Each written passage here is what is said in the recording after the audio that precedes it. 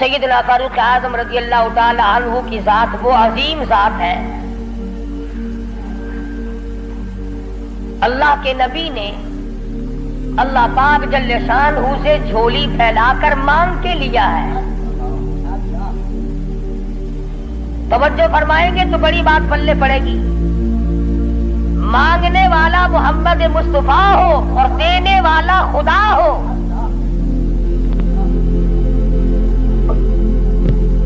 امام الانبیاء نے اپنی حیثیت کے مطابق مانگا ہوگا اور خدا نے اپنی حیثیت کے مطابق دیا ہوگا۔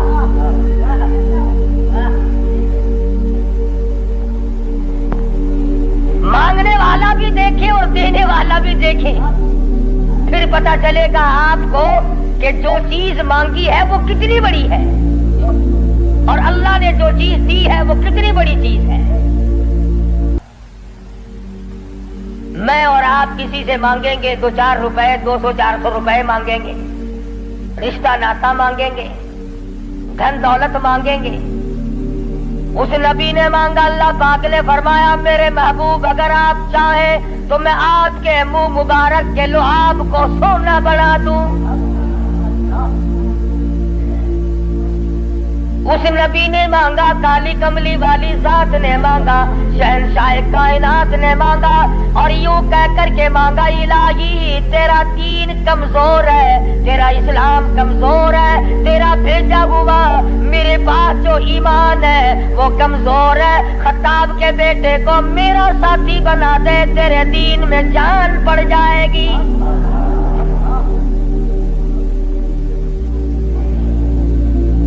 گویا فاروق اعظم اسلام کی شان و شوکت ہے، اسلام کی عظمت بن کر آئے، اسلام کی سربلندی بن کر آئے اور محبوب دو عالم صلی اللہ علیہ وسلم نے مانگا، خدا نے دیا۔ اس لیے علماء کرام کہتے ہیں تمام صحابہ کرام، تمام کے تمام صحابہ کرام، چاہے ابو بکر صدیق کیوں نہ ہو، عثمان ذی النورین کیوں نہ ہو، علی مرتضی رضی اللہ تعالیٰ عنہ کیوں نہ ہو، طلحہ زبیر کیوں نہ ہو، سعد بن وقاص کیوں نہ ہو، خالد بن ولید کیوں نہ ہو، عبد الرحمن بن عوف کیوں نہ ہو، حضرت ابو عبیدہ بن جراح کیوں نہ ہو، امیر معاویہ رضی اللہ تعالیٰ عنہ اجمعین، کوئی کتنا بڑا صحابی کیوں نہ ہو، علماء کرام کہتے ہیں تمام کے تمام صحابہ حضور کے مرید ہیں، فاروق اعظم حضور کی مراد ہے۔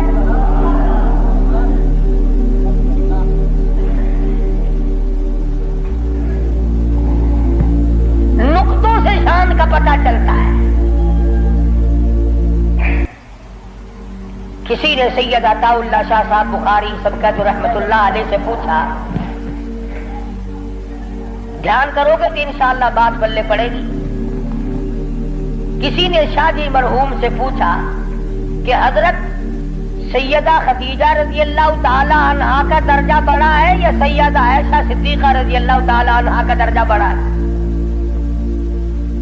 دونوں نبی کی گھر والی ہیں۔ سب سے پہلی گھر والی حضور صلی اللہ علیہ وسلم کی ازواج مطہرات میں سے سیدہ خدیجہ ہیں، جن کے پیٹ سے اللہ پاک نے حضور کو 4 بیٹیاں دی، 2 بیٹے دیے، دونوں بیٹے اسی وقت اللہ نے بلا لیے۔ اور اس میں بھی بڑی حکمت تھی کہ ایک لڑکی کی نسل آگے اللہ نے چلائی۔ دیکھ لو آج تمہارے سامنے کیا کیا فرقہ بنتی، اگر نبی کا بیٹا زندہ رہتا تو کیا بنتا۔ تو شاہ جی مرحوم سے کسی نے پوچھا کہ سیدہ خدیجہ کا درجہ بڑا ہے یا سیدہ عائشہ صدیقہ کا درجہ بڑا ہے؟ تو شاہ جی مرحوم نے جواب دیا کہ ترازو تو میرے پاس نہیں جو میں درجوں کو تول لوں، اتنی بات معلوم ضرور ہوتی ہے کہ خدیجہ محمد ابن عبداللہ کی بیوی ہے اور عائشہ صدیقہ محمد الرسول اللہ کی بیوی ہے۔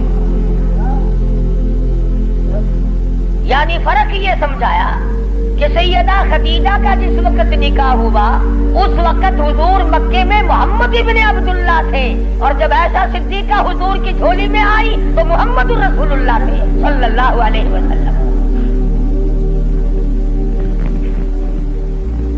ایک دن سیدہ عائشہ صدیقہ اور سیدہ فاطمہ الزہرا رضی اللہ تعالی عنہا خالہ بھانجی بیٹی ماں بیٹی بیٹھی ہوئی تھی. آج ہماری عورتیں تو دنیاوی ضروریات کی گپیں ماریں گی. تیرا سوٹ کیسا، میرے جوتے کیسے، تیری چوڑیاں کیسی، تیرا زیور کیسا، تیرا خامند کیسا، تجھے کتنا خرچہ ملتا ہے. نبی کریم صلی اللہ علیہ وسلم کے گھرانے کا حال دیکھو. سیدہ فاطمہ الزہرا اور سیدہ عائشہ صدیقہ میں گفتگو چل پڑی. فاطمہ الزہرا رضی اللہ تعالیٰ عنہ فرمانے لگی امی جان میرا درجہ بڑا ہے، میں نبی کی بیٹی ہوں، آپ صحابی کی بیٹی ہیں. میں نبی کی بیٹی ہوں بلکہ امام الانبیاء کی بیٹی ہوں، شہنشاہ کائنات صلی اللہ علیہ وسلم کی بیٹی ہوں، آپ ابو بکر صدیق کی بیٹی ہیں. ذہانت تو دیکھیے، علم تو دیکھیے عائشہ صدیقہ رضی اللہ تعالیٰ عنہا کا. خدا کی قسم جس کو خدا کے سلام آئے، جن کو جبریل کے سلام آئے، حضور جن کی جھولی میں ہو تو قرآن اترے.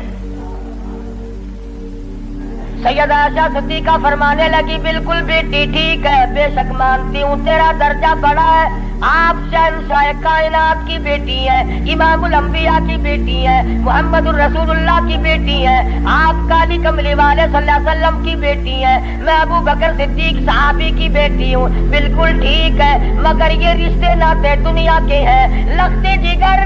میں نے تیرے ابا سے سنا، شہنشاہ کائنات صلی اللہ علیہ وسلم سے سنا، جس عورت کا نکاح جس آدمی کے ساتھ ہوگا قیامت میں اسی کے ساتھ اٹھے گی، اسی کا پلہ پکڑ کے جنت میں جائے گی. تو خاتون جنت ہے فاطمہ. میں نے تیرے ابا سے سنا ہے اس بات کے مطابق جس وقت جنت کا داخلہ ہوگا تیرے ہاتھ میں علی مرتضیٰ کا ہاتھ ہوگا، میرے ہاتھ میں امام الانبیاء کا ہاتھ ہوگا.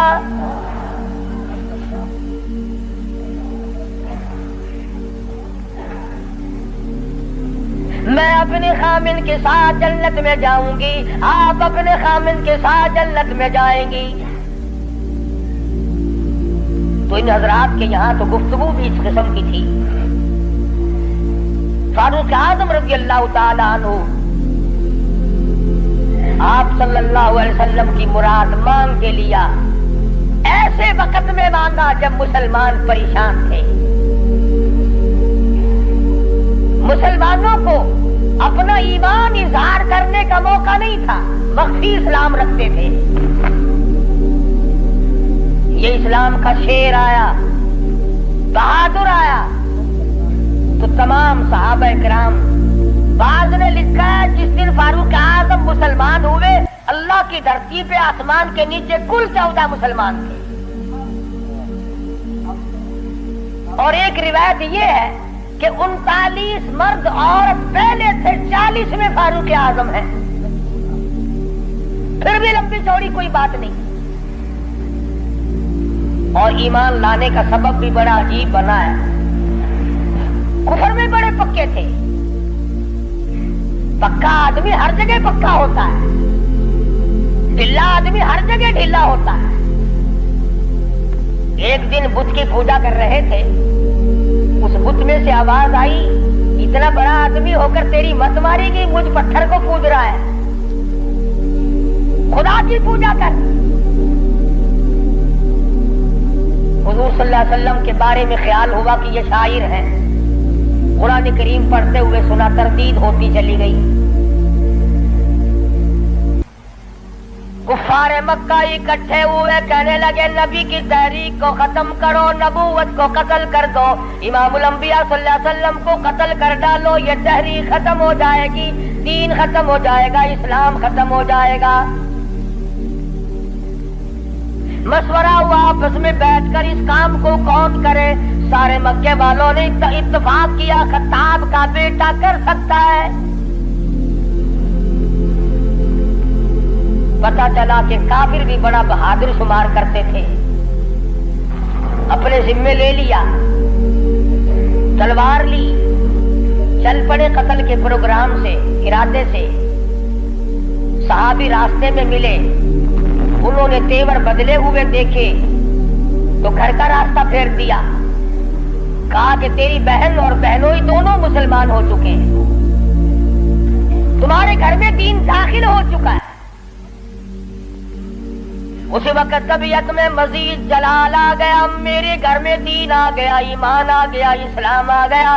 دروازے پہ جا کے دستک دی، دروازہ زور سے کھٹکھٹایا، بہن سمجھ گئی میرا بھائی آ گیا جو ابھی کفر میں ڈوبا ہوا ہے۔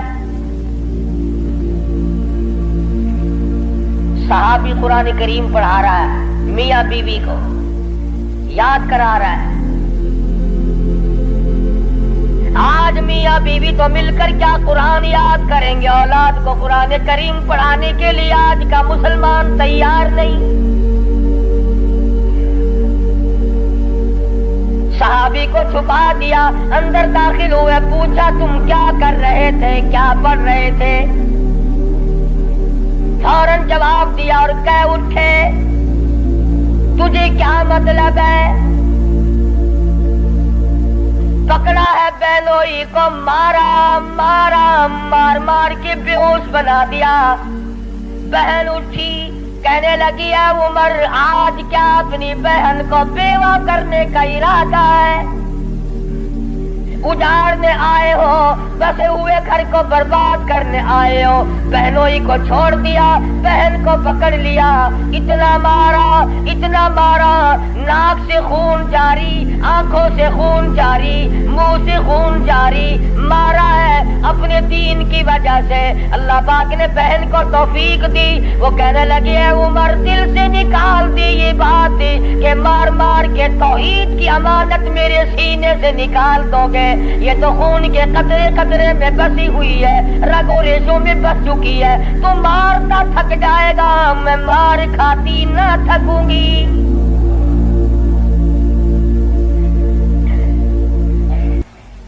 جس ماں کی چھاتی کا دودھ تو نے پی رکھا ہے، میں نے بھی اسی کا دودھ پی رکھا ہے۔ تیرا جتنا جی چاہے مار لے، ایمان کار کلمے کا انکار نہیں کیا جا سکتا۔ اس لیے شاعر کہتا بہن بولی عمر ہم کو اگر تو مار بھی ڈالے، شکنجوں میں کسیا بوٹیاں کتوں پہ نچوا دے، جو تیرا جی چاہے کر گزر۔ میرے ایمان کی یہ کیفیت ہے، ہم اپنے دین حق سے ہرگز پھر نہیں سکتے۔ بلندی معرفت کی مل گئی ہے، گر نہیں سکتے۔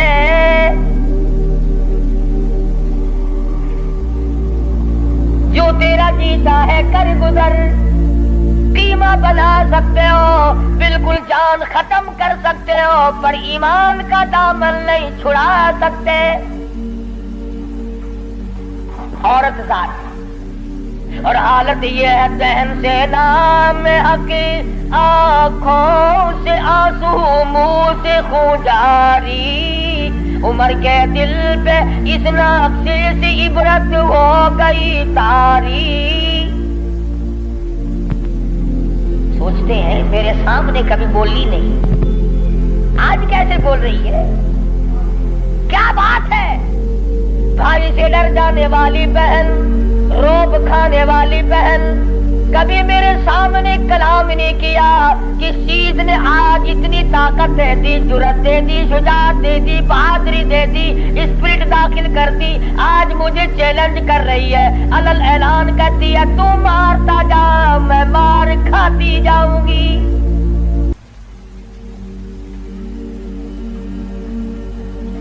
پیچھے کو ہٹ کر بیٹھ گئے اور کہنے لگے کہ فاطمہ میری بہن، اب تو وہ دکھا دے تم کیا پڑھ رہی تھی۔ ایسے وقت میں بھی قرآن کریم کا تقدس ملحوظ ہے۔ پاکستان کے مسلمانوں، تم نے اخبارات میں پڑھا سنا، شرم نہیں آئی؟ 15 شہروں میں قرآن کریم کی توہین کی گئی، اللہ کے قرآن پہ بخانے کیے گئے،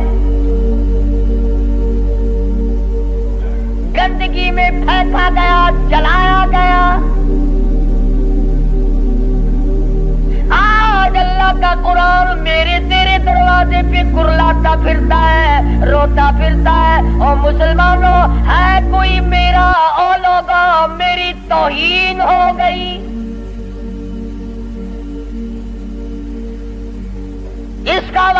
कौन बने? कुरान करीम के वारिस मदीने के कब्रिस्तान में सो गए। फातिमा बिन्ते खत्ताब ने उस वक्त में भी अदब को मलहूज रखा। कहने हालांकि बाल फटे हुए हैं, कपड़े फटे हुए हैं, खून थूक रही है, खामिद बेहोश पड़ा है, ऐसी हालत में भी कहती है मैं तुझे दिखा तो देती मगर तू काफिर पलीत है। कुरान करीम मेरे अल्लाह मियां का मुकद्दस कलाम है। औरत जात होकर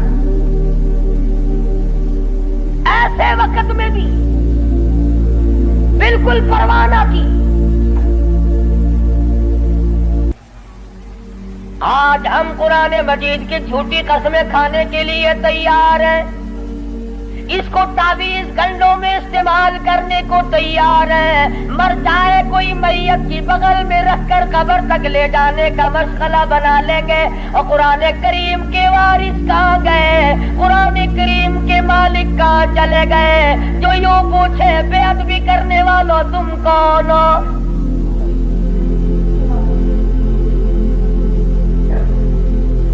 आज अगर किसी हुकूमत के बारे में कोई बात करती जाए फौरन सजा आ जाती है। अगर किसी के बारे में कुछ कह दिया जाए फौरन कानून हरकत में आता है, हुकूमत के कारिंदे हरकत में आते हैं। और CID वालों, इंटेलिजेंस वालों, कहाँ गया तुम्हारा महकमा? अल्लाह के कुरान की बेइज्जती हो गई।